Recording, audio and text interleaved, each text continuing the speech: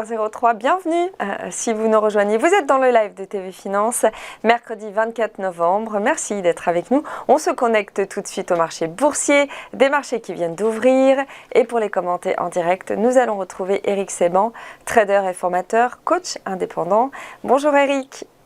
Bonjour Karine. Bienvenue à vous. Merci d'être avec nous pour nous raconter ce début de séance en direct et pour nous parler de ce fameux indice allemand. Alors le repli qui avait commencé vendredi, est-il annonciateur d'un repli plus marqué ou est-ce qu'il s'agit d'une respiration avant une reprise de la hausse?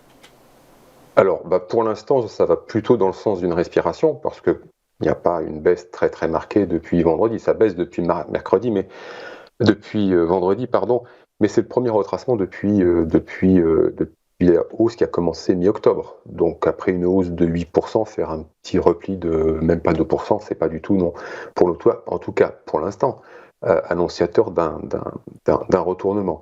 La semaine dernière, je vous proposais deux scénarios. Le premier, c'était d'aller chercher le outil suivant que j'avais mis sur le graphique. À 30 points près, ça a été atteint. On considère que ça n'a pas été. Le deuxième scénario, c'était un retour vers 16 000. Donc c'est ce qui se passe en ce moment, c'est le retour vers 16 000. C'est la prise d'appui sur une ancienne zone de résistance, c'est celle qui avait fait résistance pendant un bon moment et de laquelle on s'était extrait il y a 15 jours. Parce qu'il y a 15 jours, on était exactement au même prix que maintenant. Mercredi, il y a 15 jours, on était au même prix que maintenant. Donc la semaine dernière, extension haussière. Et puis maintenant, en effet, retour en arrière sur 16 000. Hier, en clôture, on s'est arrêté juste sur cette zone. Donc pour l'instant, la prise d'appui reste le scénario pour la journée et demain.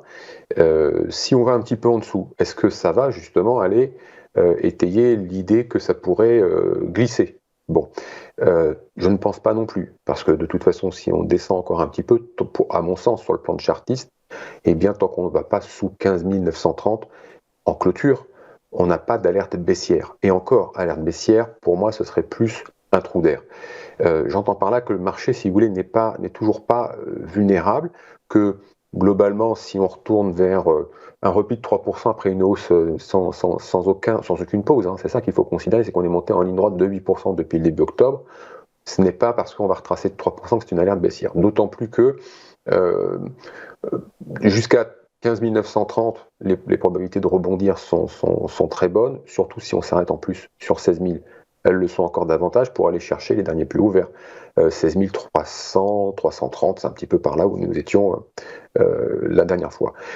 Ce qui peut se passer en revanche, et c'est pour ça que je parle de trou d'air, c'est justement que dans cette période, nous pouvons en avoir, parce que la période est propice. Entre maintenant et la fin de l'année, on va avoir plusieurs phénomènes mécaniques assez classiques, c'est-à-dire que les boucles vont se fermer, c'est la fin de l'année. On va avoir des gérants qui vont être beaucoup moins dans la prise d'initiative, surtout ceux qui auront bien performé sur l'année vont plutôt jouer la prudence pour maintenir leur performance jusqu'à la fin de l'année, garder leurs clients pour l'année prochaine en affichant une bonne performance, ça fait partie aussi du travail.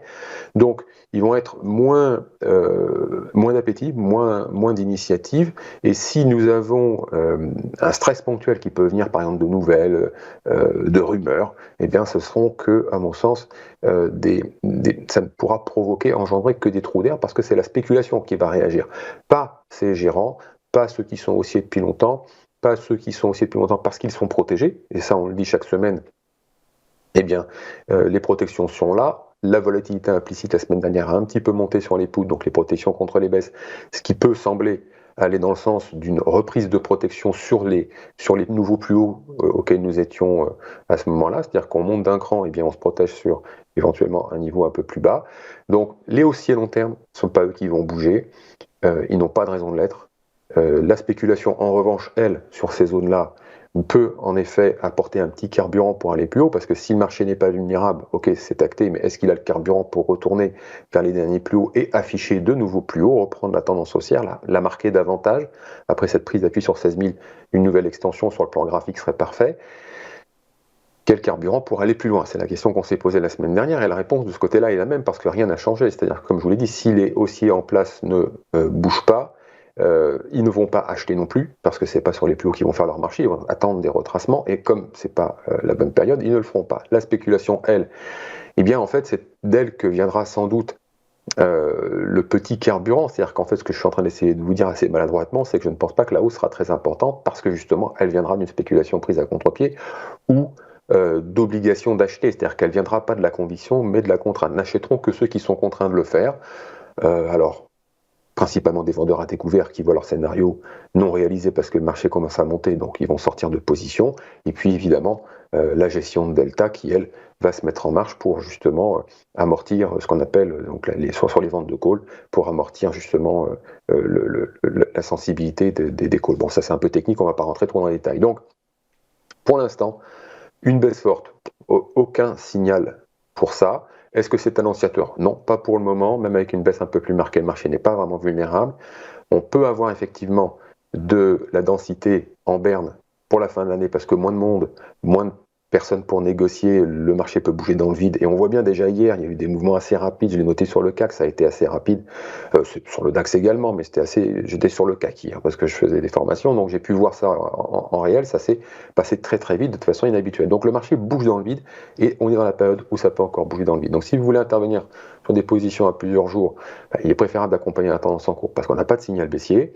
Et puis si on monte vers 16 200, 300, eh bien, acheter des puts, c'est pas idiot, parce que justement, manque de densité, on peut avoir des trous d'air pour des nouvelles, et à ce moment-là, ça pourra aller vite, et la valorisation des puts va être rapide également. Donc ça peut être une façon d'agir en étant un peu plus éloigné de l'intraday pour utiliser cette période de l'année qui, comme l'année dernière, est assez favorable. Ça avait très très bien marché l'année dernière. Merci Eric, merci pour cette analyse en direct et ce premier point sur le DAX et les marchés pour savoir quelles sont les tendances, les stratégies à adopter. On va marquer une nouvelle courte pause et on poursuit ce live en direct, comme son nom l'indique, avec nos market movers, ces 3 valeurs que notre expert a sélectionnées pour nous ce matin. À tout de suite.